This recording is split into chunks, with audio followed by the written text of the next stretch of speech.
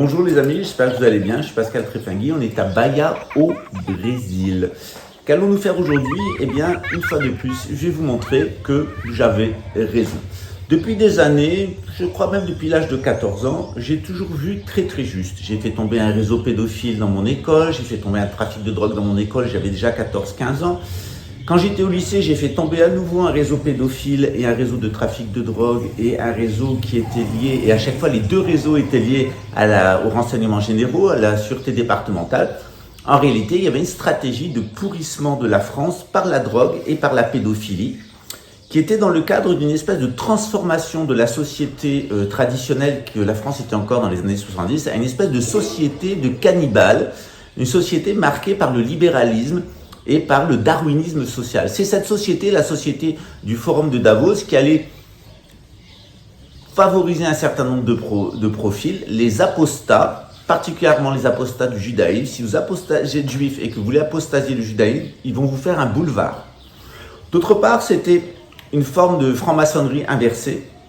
Je referai des vidéos sur le rite écossais pour vous expliquer ce qui s'est passé avec Albert Pike et comment le rite écossais a été dénaturé aux États-Unis pour faire un instrument de destruction au service de la gouvernance mondiale et détruire la démocratie des pères fondateurs de la République des États-Unis.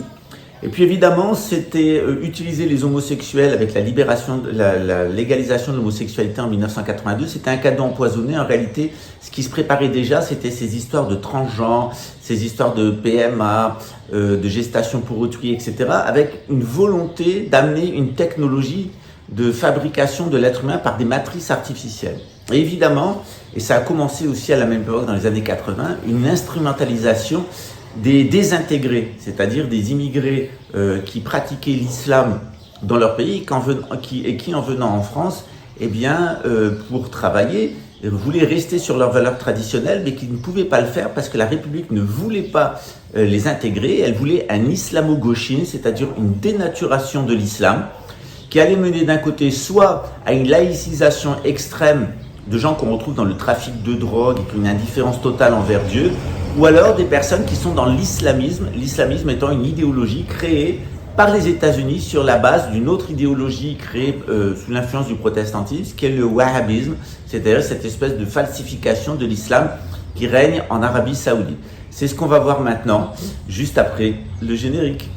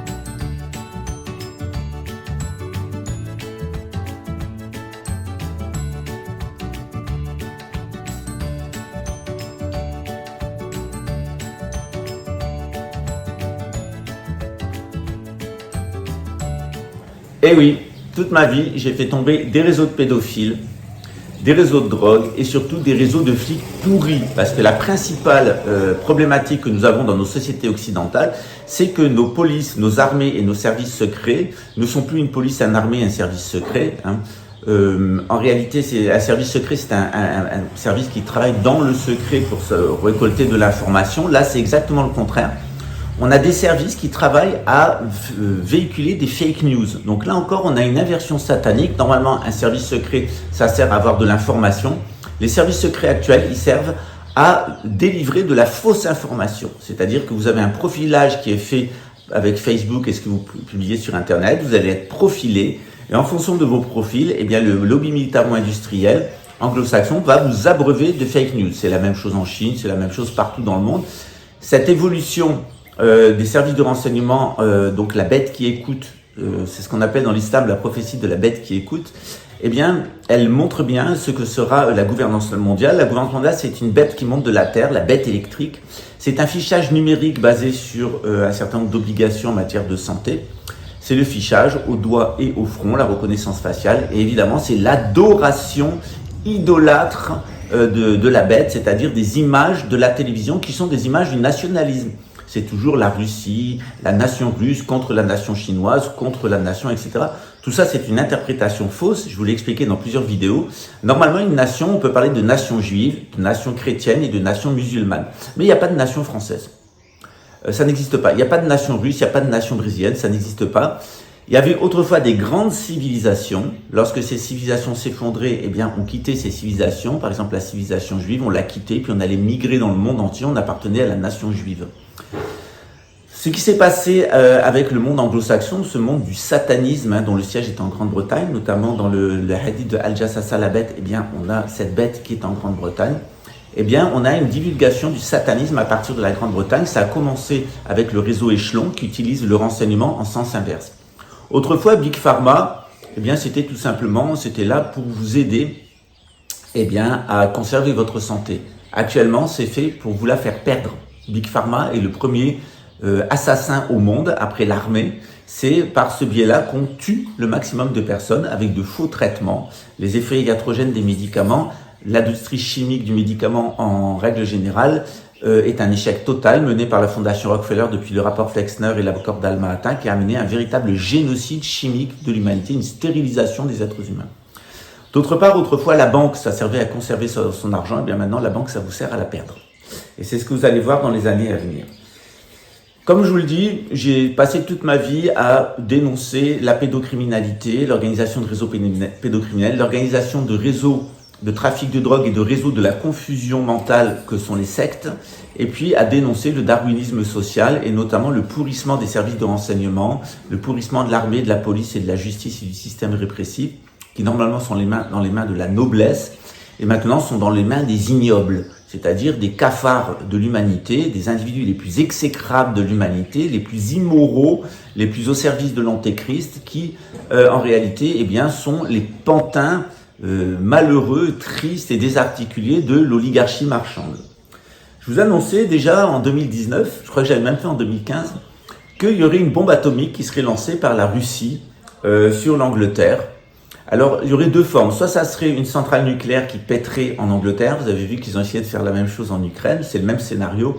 Ou une bombe atomique qui pèterait. On a pensé longtemps que les Russes feraient péter une bombe sale avec des déchets radioactifs eh bien, en Ukraine. Et bien maintenant, le président Biden a donné cette entrevue que je vous invite à voir. Incredibly serious mistake for to use a tactical nuclear weapon. I'm not guaranteeing you that it's a false flag operation yet. We don't know, but it would be a serious mistake. Voilà, donc je vous le confirme une fois de plus, je vous l'ai annoncé depuis 2015 au moins, vous aurez une bombe atomique, une explosion nucléaire qui ne sera pas en Ukraine en réalité, puisqu'il n'y aura pas d'explosion de centrales nucléaires en Ukraine et il n'y aura pas d'explosion d'une bombe atomique en Ukraine. Pourquoi ? Parce que c'est très près de la Russie. Déjà avec Tchernobyl, la Russie a failli se faire asperger. Ce qui va se passer, c'est que cette centrale qui va péter, cette bombe atomique qui va exploser, cette bombe sale, ça sera en Angleterre. Et il s'agit là d'une nouvelle psy-op, c'est-à-dire qu'on est en train de préparer psychologiquement la population à ce qu'il y ait une bombe sale et l'explosion d'une centrale nucléaire. Vous avez vu que finalement, les Russes nous disent « mais non ». C'est les Américains qui veulent faire péter une bombe sale et qui veulent faire péter une centrale nucléaire en Ukraine. On s'était aperçu que c'était l'armée française en Ukraine qui avait tiré sur la centrale atomique. La fameuse centrale atomique qui avait été bombardée le mois dernier. C'était bien donc des militaires français avec du matériel français en compagnie d'Ukrainiens qui avaient tiré sur la centrale atomique. La honte soit sur les chiens envers de la République française. J'espère au moins une chose, c'est que l'armée de la République française sera exterminée jusqu'au dernier homme dans le cas de la Troisième Guerre mondiale. Quand on est arrivé à un tel niveau d'infamie, on n'a plus le droit de vivre. Je rappelle quand même que l'armée de la République française, ou on devrait dire les mercenaires de l'armée, les mercenaires de la République française, c'est quand même un génocide colonial de plusieurs millions de personnes. C'est l'asservissement des peuples des territoires d'outre-mer par la violence institutionnelle, le meurtre, le viol et le trafic de drogue. C'est l'indépendance de l'Algérie avec 1 400 000 morts en Algérie provoqués par ces chiens verts de l'armée, ou plutôt des mercenaires de la République. Et c'est surtout le premier pollueur atomique d'Europe. C'est-à-dire que si vous allez dans la rade de Toulon et si vous allez dans la rade de Brest, vous allez voir la façon dont les mercenaires de la République pédocratique de France, ces chiens en vert des républicains, ont pollué la Bretagne et le sud de la France avec les radiations atomiques et les déchets atomiques de leurs sous-marins atomiques, dont plus personne ne veut d'ailleurs, puisque plus personne n'achète ce genre de merde. Voilà.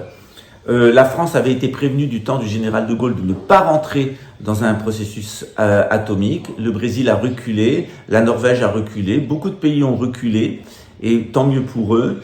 La France a voulu rentrer dans un processus atomique. On a eu jusqu'à 1400 observations d'OVNI sur le long de l'harmonique 33 pendant des années 58 à 1963.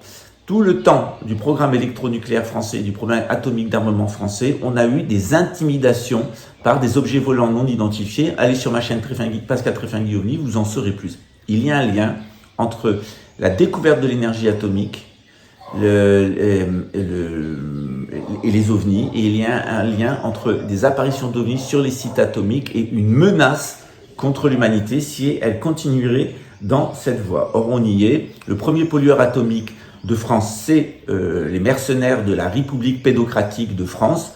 Vous allez bien rire quand vous allez savoir qui est le prochain ministre de la Défense en France après le remaniement ministériel qui va arriver en cours d'année prochaine. Il y aura un joli petit clin d'œil. Ce sera plutôt le ministre de la Défense des gosses et de la défense à la drogue. Si vous n'avez toujours pas compris qui est sur les rails, eh bien, je vous ferai un dessin.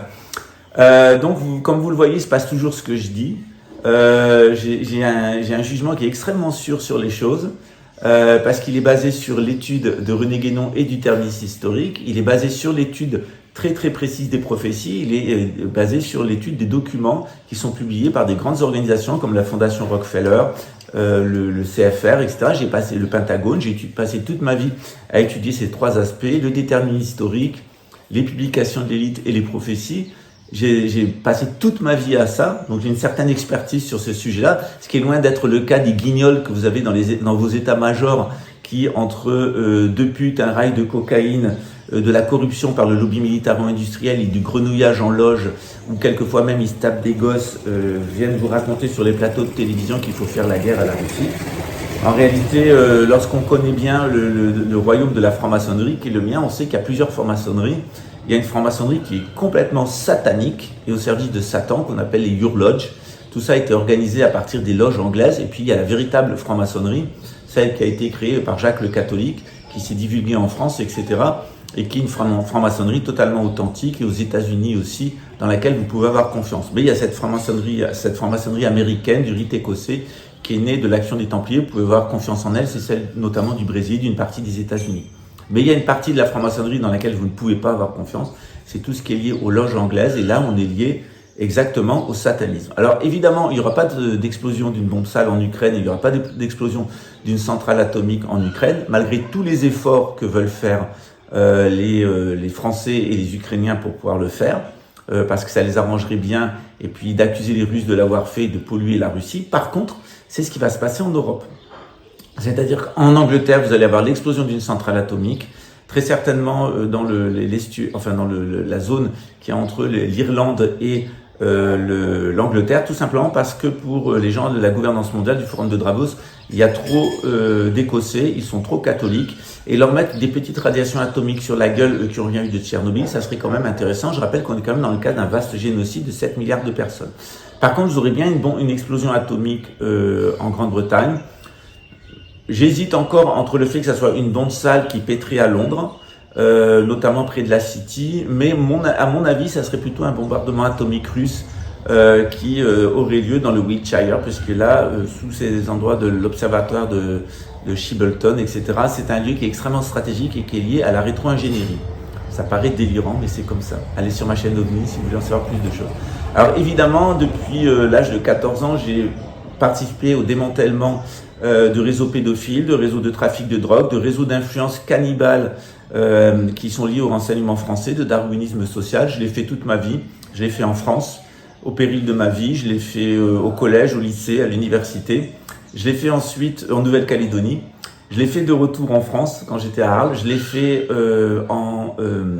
au Luxembourg et je l'ai fait ici au Brésil. À chaque fois, je suis toujours attaqué par les mêmes, c'est-à-dire les chiens du système, les ignobles du système, c'est-à-dire ces mercenaires que vous appelez l'armée, qui ne sont que de vulgaires raclures de chiottes recrutés dans le fond de panier, dans les égouts de la société pour en faire les pantins de la gouvernance mondiale, de ce qu'on appelle la police, mais qui sont en réalité des chiens jaunes, des miliciens, et puis de ces services noirs, de ces services occultes, qui sont là les individus les plus ignobles et les plus abjects de l'humanité. Tout ce qui est lié au renseignement occidental, mais aussi russe et chinois, c'est ce qu'un hadith de l'islam appelle al-jassasa, celle qui écoute, c'est-à-dire la bête qui vous écoutera, qui prendra vos informations et ensuite qui viendra vous murmurer toutes sortes d'informations dans l'oreille, complètement plus stupides les unes que les autres au service de la bête. Voilà. Je vous ai annoncé la guerre en Ukraine, je vous ai dit que ça ne serait pas la troisième guerre mondiale maintenant, il faudra attendre 2025 pour avoir la troisième guerre mondiale. Comment je le sais? Tout simplement parce qu'il faut suivre ce qu'on appelle la trame, l'harmonique 33 et la gematria, la science des lettres. Lorsque vous connaissez assez bien la Kabbale, ce qui est mon cas, vous pouvez à peu près être renseigné sur ce qui va se passer. Pourquoi est-ce que quand on connaît la Kabbale, eh bien, on arrive à savoir ce que va faire l'oligarchie marchande anglo-saxonne et donc les groupements satanistes qui ont leur siège en Grande-Bretagne, ces fameux Édomites? Parce qu'il faut se souvenir que s'il y a une Kabbale, une tradition de Gematria, de numérologie et de sciences des lettres qui est liée à Jacob Israël, et qui prépare la venue du Mashiach, la venue du grand pape, du grand monarque et de l'imam al-Mahdi dans l'islam, de l'autre côté, vous avez une Gematria inversée, vous avez une astrologie inversée, vous avez une science des lettres inversée, vous avez une science des nombres inversée, eh bien, qui est utilisée par une élite satanique, cette élite édomite et khazare, et celle-ci, eh bien, elle est détenue par le frère jumeau de Jacob Israël, dont on vous parle jamais, qui est Ésaü Édom, et Ésaü Édom, c'est lui qui gouverne l'Occident. À Luxembourg, vous avez le grand-duc de Luxembourg et vous avez dans l'église catholique l'archevêque de Luxembourg. Ce sont d'authentiques sémites. Le grand-duc de Luxembourg est en famille avec les mérovingiens, donc il est un descendant de Jésus, selon la mystique franque. L'église catholique, elle reste elle-même, elle est fidèle à elle-même. C'est vrai que Pierre a trahi 3 fois, mais ensuite, eh bien, Jésus lui a pardonné. Et c'est ce qui se passera avec l'église catholique. Il y aura 3 grandes trahisons, mais c'est elle qui gouvernera universellement à partir d'ici, de Brasilia au Brésil. Et par contre, à Luxembourg, vous avez une institution qui est complètement au service de l'antéchrist, qui est complètement au service de Satan, qui est composée des individus les plus ignobles de la société luxembourgeoise. C'est la police, l'armée et le renseignement luxembourgeois, le SREL, qui vont d'un scandale en l'autre. J'ai démasqué le SREL et le SREL est tombé dans l'affaire du Baumleher. Dans l'affaire de Camille Colbert, on a démasqué la police judiciaire de Ham, elle est tombée. Et actuellement, ce qui va tomber, c'est le ministre de la Défense, François Bosch, un agent russe. Alors, ça fait un peu rire le service de renseignement luxembourgeois parce que je suis mieux renseigné que lui.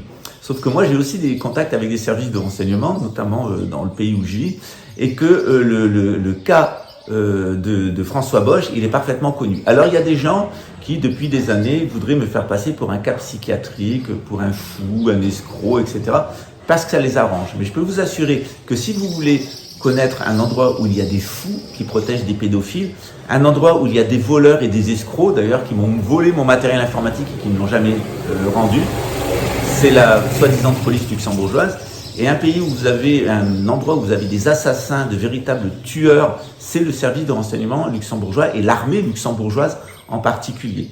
Donc, à Luxembourg, vous avez une institution qui est complètement vérolée par le satanisme. Cette institution, c'est l'État luxembourgeois lui-même qui a recruté les individus les plus abjects de la société luxembourgeoise, les plus ignobles, qui vouent une haine absolue au catholicisme, qui vouent une haine la plus absolue au grand-duc, qui vouent une haine la plus absolue au Grand-Duché, parce que ces gens-là sont nationalisme. Et leur nationalisme, eh bien, font qu'ils ont une extraordinaire entropie, une extraordinaire proximité avec le nationalisme russe et avec la Chine aussi. Il y a un vérolage complet de la société, de l'administration luxembourgeoise par la Russie et la Chine, et poser la question aux renseignements américains de ce qu'ils pensent de l'État luxembourgeois, vous serez absolument surpris d'entendre les réponses qui vous seront données. Donc c'est toujours très facile de discréditer une personne en disant qu'elle est folle, que c'est un escroc, et que c'est un assassin. Ils s'en sont donnés à cœur joie avec moi. Il n'y a pas une journée où je me fais traiter de l'assassin de Camille Colbert alors que l'assassin est en prison en Pologne. Il n'y a pas une journée où je me fais pas traiter d'escroc alors que les plus grands escrocs au monde, c'est quand même l'État luxembourgeois avec son système bancaire créé par les Rothschild. Et je me fais tout le temps traiter de menteur pathologique, alors qu'en réalité, si vous allez sur toutes les chaînes des conspirationnistes et toutes les chaînes de mes détracteurs, vous avez là un an, et si vous regardez les dossiers qui ont été faits sur moi par le renseignement français et luxembourgeois, maintenant les Brésiliens en ont la certitude ici puisqu'ils ont pris la main dans le sac, vous verrez la bande de mythomanes du renseignement français et du renseignement luxembourgeois. Il n'y a aucun service de renseignement au monde qui peut avoir confiance dans le renseignement luxembourgeois. C'est un renseignement qui est complètement discrédité. Voilà. C'est à vous de choisir. Vous choisirez ce que vous raconte la bête et ses ignobles agents, ou vous choisirez d'écouter Tréfingui, mais je suis pas le seul. Hein. Il y a d'autres personnes qui disent la même chose que moi, c'est-à-dire que au lieu de se soumettre au système de pédocratie, ce système de vol organisé qui est le système bancaire et le système de santé qui vole votre santé d'ailleurs, comme il m'a volé la mienne, et ce système d'assassin, de cannibalisme et de colonisation que le système actuel, eh bien vous pouvez changer de système. Vous n'êtes pas obligé de mentir, de voler et de tuer, ce que fait le système et ce que fait l'État luxembourgeois. Vous pouvez aussi choisir de protéger la vie, vous pouvez aussi choisir de protéger votre santé, vous pouvez aussi choisir de protéger la vérité. En tout cas, c'est nous ce qu'on fait ici au Brésil, dans le cadre de nos activités. On enseigne la vérité, Vincit Omnia Veritas. Et vous voyez que depuis au moins 2015, je vous dis l'intégralité de la vérité et que pratiquement tout ce que je vous ai dit, sauf quelques petits détails de personnes, s'est passé. Vous verrez que mon honnêteté, des personnes qui sont autour de moi, ils connaissent mon honnêteté et ma générosité. En réalité, les gens qui racontent que je suis un voleur, c'est des gens qui ont volé, notamment l'État luxembourgeois, parce que c'est vraiment les pires des escrocs, c'est vraiment l'État luxembourgeois qui ne tient aucune de ses paroles et qui passe son temps à voler tout le monde. Et vous verrez aussi que j'ai absolument tué personne, je passe mon temps à protéger la vie, je l'ai fait toute ma vie. Mais quand les personnes commencent à me traiter de menteur et de voleur et d'assassin, posez-vous la question de savoir qui m'accuse de ça et vous verrez que c'est de l'inversion accusatoire. Et c'est exactement ce qu'est le satanisme, de l'inversion accusatoire. À bientôt.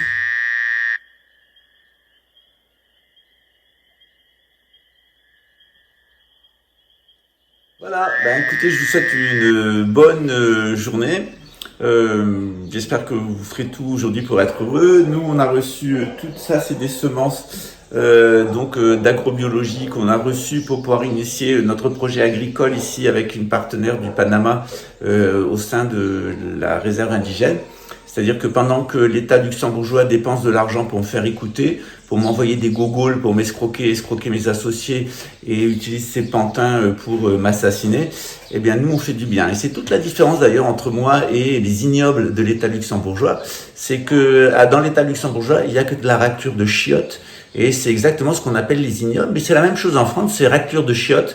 Ça s'appelle les nationalistes. Et figurez-vous que lorsque la Révolution française a voulu créer son cercle des ignobles, c'est-à-dire ces mercenaires et ces miliciens, elle est allée les chercher dans les faubourgs des villes, chez les fils d'alcooliques, chez les consanguins, les prostituées, les fils de la migration et les petits bourgeois.